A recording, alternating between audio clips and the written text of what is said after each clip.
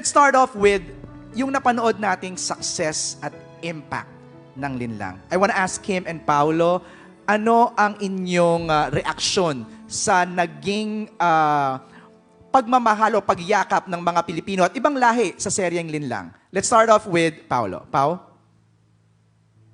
Hello, Jay. I was surprised nung ginagawa namin ito. Ginawa namin siya not expecting it to be aired on a platform we're not familiar with. It worked, and I'm happy na hindi lang dito sa Pilipinas siya naging hit, hindi sa iba-ibang mga bansa. Kim? Ayan, hello! Good afternoon sa inyo lahat. Juliana ang look mo dyan, ha? Yes. COVID lang yan, pero si Juliana pa rin ako. Reaction mo, Kim? Sobra kaming, unexpected yung itinakbo ng Linlang. Actually, nagulat din ako. Yung lahat ng fear ko nawala, and then I'm very thankful and na-acknowledge kami sa ibang bansa. Yung mga bansa na hindi namin alam na nag-i-exist, napapanood nila yung Linlang. So, malaki yung pasasalamat din namin sa Prime Video, syempre, sa pagkuha nila ng Linlang. And sa lahat ng mga taong ginagawa nilang barkada mode or parang family get-together ang pagnood ng Linlang, lalo na sa ibang bansa. So, it's a very big blessing for all of us. Actually, unexpected blessing. And we're very grateful for that. Kim, naalala mo yung nagkita tayo sa parang malapit sa studio ng ASAP. Tapos parang sabi mo sa akin, ayoko na, parang after nito, mag-iiba na ako ng pangalan. Do you remember that? Oo. Tapos sabi ko sa'yo, iba talaga to, iba to. So, happy naman ako na nagagalit sila kay Juliana at hindi kay Kim Chiu. So, it's a success. Thank you so much. Congratulations. Inay, reaction niyo po sa naging tagumpay ng Linlang? Nakanganga ako nun eh. Yung tulala, sabi ko, siya nga ba? Sabi ko, totoo ba talaga ito? O, chika-chika lang tayo. Pero totoo daw. Kaya sabi ko, ay, ang ganda naman ng nangyari. Are you Sabi excited ko, also na sa free TV naman, mapapanood na ang inyong pinaghirapan? Oo. Kasi sigurado iba yun dito sa atin dahil, di ba? Iba yun sa kanila, isang oras yun eh. Tsaka may araw lang. Dito, everyday mo papanood. Actually, na-surprise nga ako, nagtiyaga ang mga subscribers ng Prime. Oo. Kasi dati sanay tayo, binge watch na, isang diretso, tapusin na natin to. Ito hindi, inay, nag-aabang sila every week. Every week. Oo. Oo. Totoo. Hindi ba parang yung turnabout ng pangyayari, talagang si God lang ang pwede makaalam nun. Tama. Kaya gulatan factor yung nangyari sa amin. Nagkagulat. Direct na touch ni Inay yung hindi namin napanood pa lahat. So let's talk about that. Marami pa kaming hindi pa napapanood. We wrote the creative wrote the whole series as a weekly show. No? Okay. So yung storytelling nun, kung magta 30 minutes ka kada araw, so that's roughly around 2.5 hours. Okay. Yung isang buong script na ganyang kakapal. And when we presented it to Amazon, they just asked for an hour of an episode and 14 episodes at that. So you can just imagine roughly 60% of the original story Nawala. hindi pa napapanood. Oh, wow. Kaya iba yung experience. You know, it's gonna be a lesson on structure and storytelling. For you, as a director and also the... No, for everybody. For the everybody. viewers. No. Kasi while you say it's very successful in Amazon, yun kasing structure nun 1 hour. Yes. Oo, kaya hindi ka tinigilan. Yes. Okay. Now, if you have a 30-minute show, which is roughly less than actually 22 minutes per day, iba din yung experience. Tama. So now, you will observe what holds your attention, how the actors will fare in this kind of time. Kasi 'di ba, the time is important in storytelling eh. So makita mo. But the happier thought is that 60% yung hindi pa nakikita. Direk Jojo, tama yung sinabi ni Direk FMM. So ngayon, pag nung pinapanood ko kasi siya, ang bilis. So parang ako din, may mga elements ako na parang, wait. Bakit naging ganun? So bubuksan niyo yun? Yes. Merong explanation tsaka backstory yung ibang mga eksena. Kung paano mo yung pala yun kaya napunta dun yung eksena na yun. Okay. Yung iba rin kasi yung editing style ng Free TV sa Prime. Sa Prime. So yung storytelling may iba rin. I mean yung style. Right. Danica, what worked? Feeling namin yung relatability kasi real sila ng mga tao. So kahit si Juliana, kahit gusto mo siyang sampalin pag nakasalubong mo siya, kahit papaano maiintindihan mo bakit niya nagawa yung mga bagay-bagay. So feeling ko yung audience kasi naman sila very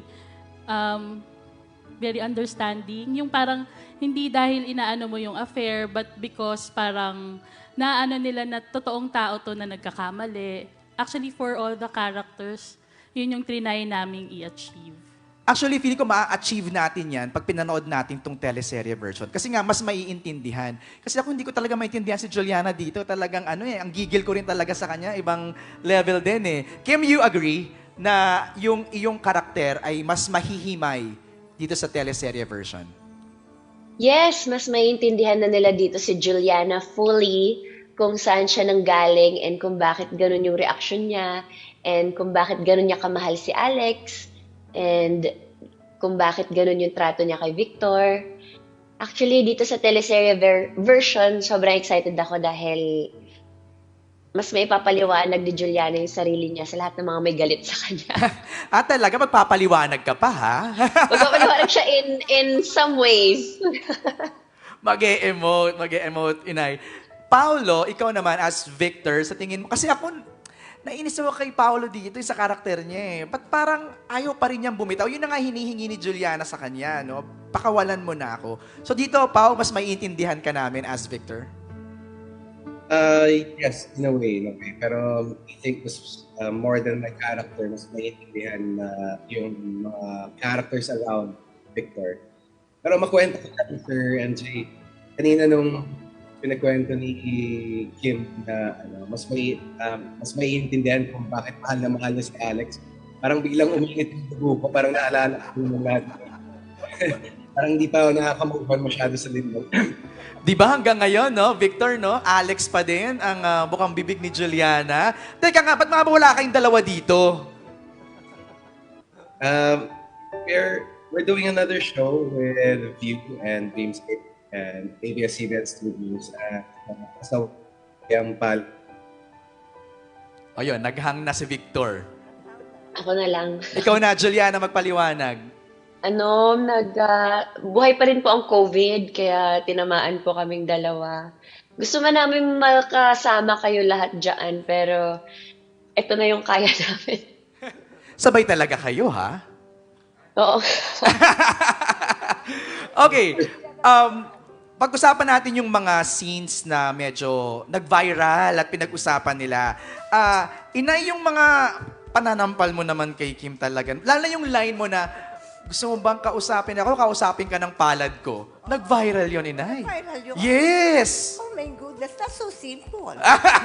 That's so simple. Pero Nay, grabe ang impact ng mga eksena mo. My favorite scene, ay masuspoil, yung nagmamakaawa ka na kay Victor. Sa eskwelahan, nung pauwi ka na, andun yung dalawang anak mo. That was my favorite. Ang comment ko, Inay, is, you're very generous. Parang naramdaman ko yung push and pull ni Inay sa mga scenes niya. Salamat. Ano ang masasabi mo doon sa naging reaksyon at pagtanggap ng mga manonood sa binigay mo sa Linlang? Kasi nanay ako di ba? So, minsan nakakainis din ako dito. Yes. Kasi ano ba namang klaseng nanay yan? Wala tayong magagawa. Kasi tayong mga nanay, yung sobrang pagmamahal natin sa anak natin, parang unconditional love na yan eh. Parang do or die. Parang lahat gagawin ng isang ina para sa kanyang anak. Tama. Itsurang mali na, pero pipilit niya niyang itama. to a fault na lang nga di ba? That's right. Kumbaga parang kahit ako na yung magmakaawa, ako na yung tumanggap ng lahat ng blame. Wag lang yung, Wag lang yung anak. Tama, ang ganda. Pero natakot din siya makulong, di ba? Ay, syempre. Oo, di ba? Natakot din. Pero may gano'n, bakit ako ipapakulong mo? Parang gano'n, di ba? Gusto ko yan. Mateo, ikaw naman, Race, as Mateo, ganun ba talaga? Ikaw, you believe na, kasi ang tapat mong kaibigan kay kay Alex up to the very end, no? So parang, well, hindi ko pa napanood ng episode 14, so I didn't know ano na nangyari sa'yo. But, justify mo ba talaga na, kasi enabler ka konsentidor ka di ba? Parang, is that a good thing or a bad thing? I think, in a way, yun yung point ng character ni Mateo na the opposite extreme, na may masama ding mangyayari if masyado kang loyal to a certain person. So, May boundaries din, no? May limit. May limit, kumbaga. Kim Pao, gusto ko manggaling sa inyo yung sagot. What is your favorite scene?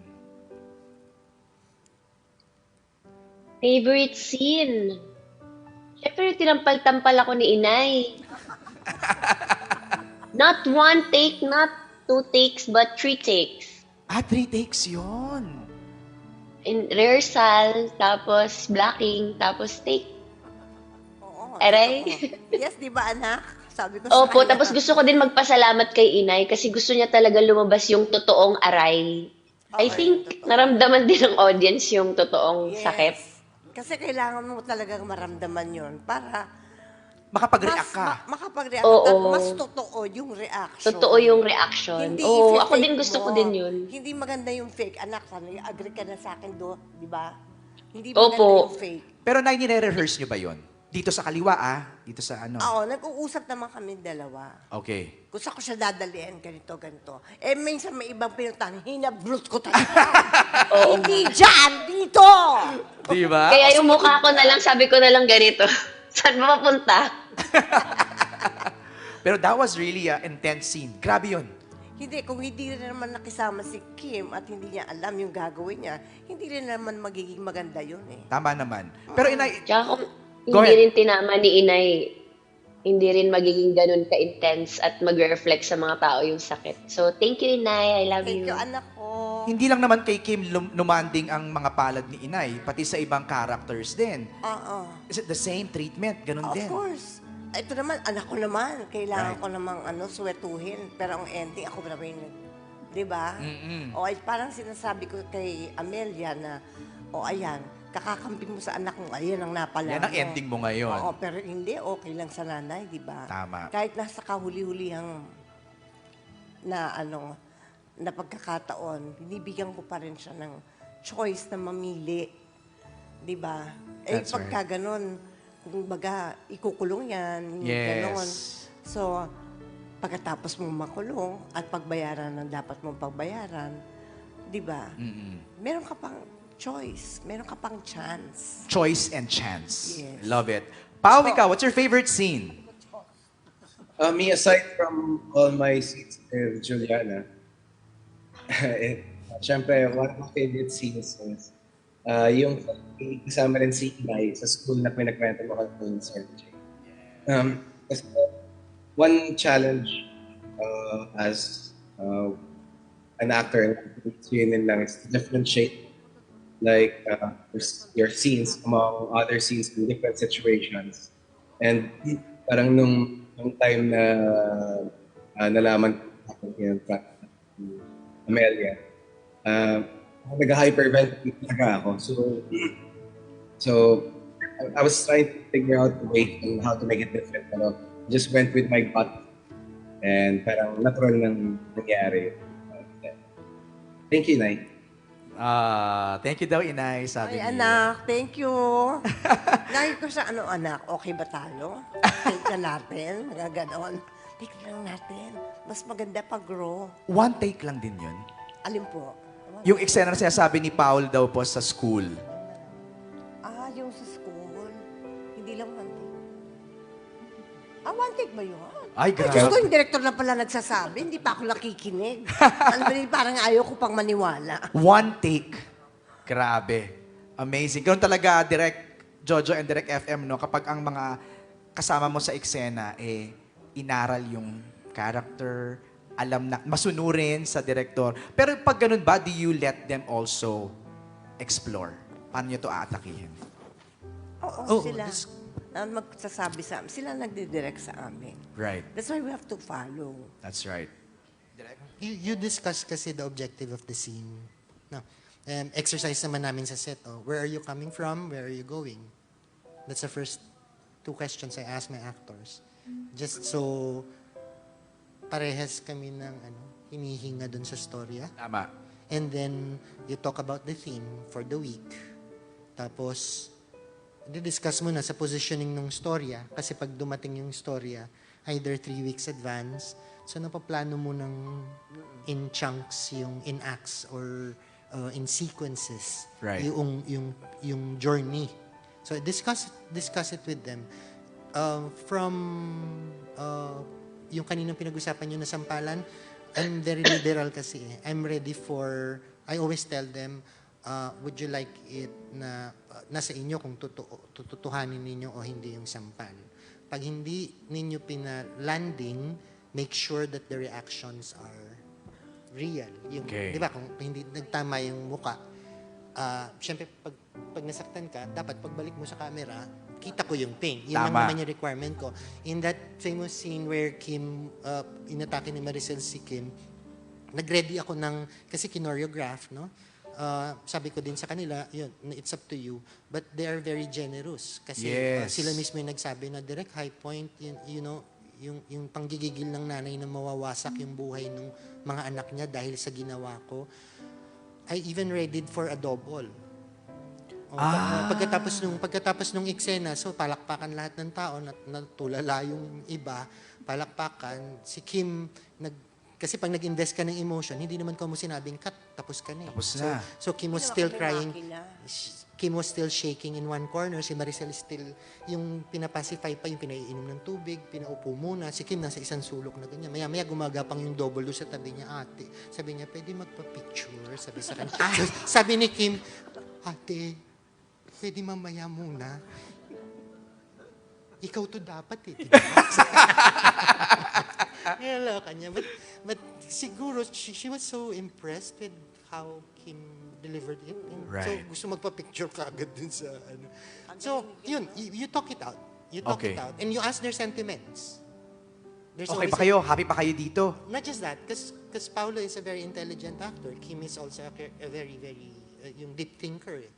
Si Maricel, sabi nga niya lagi, di ba, ang hugot niya, nanay ako. So, pag may position dun sa script, yung personal disposition nila, you ask them, do you agree with this or not? Tapos, pagka nakita kong hindi magre-reconcile dun sa objective, syempre kailangan mong iset yun. While you ask yourself, ang gamit mo lagi kasing North Star mo, yung intelligence ng puso at nung utak eh. Okay. Diba? Pero you're doing a different person. You're Right. giving birth to a different person. So, ginagamit mo lang siya ng North Star. So, pagka ganun, papasukin pa nila yung pagkatao nun. So, it's really a difficult thing. Plus, when you look at the disposition of each character, naglalaban. Oo. Yung hindi naman siya basta-basta din bilang nanay, no, takes the side of his son hanggang sa napahamak na rin siya. So, iniipit namin sila sa ganung complexity. Saka that will only work kung alam na alam mo talaga yung karakter mo. Kasi hindi kahit anong sabihin na iba, hindi ka mag-veer away dun sa ano eh. Gusto mong tumbukin eh. Naramdaman ko yun kay Kim eh. From episode 1 to 13 eh. Hindi siya nawawala. Alam niya kung ano yung ano. Ramdam ko si Kim doon.